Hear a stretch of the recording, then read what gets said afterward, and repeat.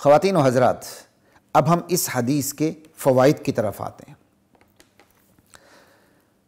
پہلی بات تو یہ کہ اس حدیث کے اندر وحی کے آغاز کا ذکر ہے، اور حدیث نمبر 3 کے آخر میں وحی کی بندش کا ذکر تھا کہ اس کے بعد وحی بند ہو گئی۔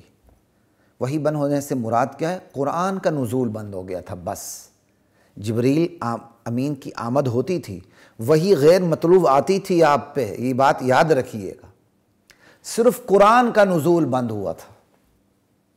بعض علماء نے لکھا ہے کہ صحیح مدت 3 سال ہے، کہ 3 سال تک آپ پر وحی نہیں آئی۔ وحی سے مراد یہی قرآن کا نزول نہیں ہوا، بس جبریل امین کی تو آمد ہوتی تھی، آپ کے ساتھ گفت و شنید ہوتی تھی، تو جو گفت و شنید ہوتی تھی وہ من جانب اللہ ہوتی تھی، وہ قرآن نہیں تھا، وہ کیا ہوا؟ وحی غیر مطلوب حدیث، وہ وحی غیر مطلوب تھی۔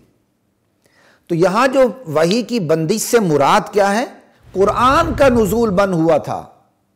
اقرأ بسم ربک الذی خلق، خلق الانسان من علق، اقرأ وربک الاکرم الذی علم بالقلم، علم الانسان ما لم یعلم۔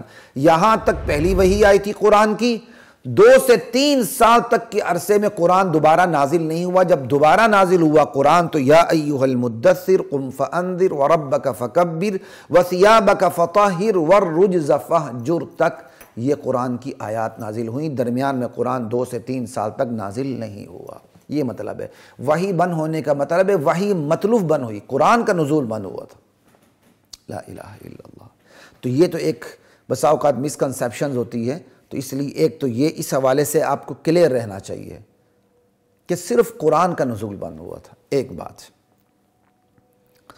اور جب قرآن کا نزول دوبارہ شروع ہوا تو جبرائیل امین کو دوبارہ آپ نے دیکھ لیا کہ آسمان و زمین کے درمیان وہ کرسی پہ بیٹھے ہوئے ہیں۔ اللہ اکبر۔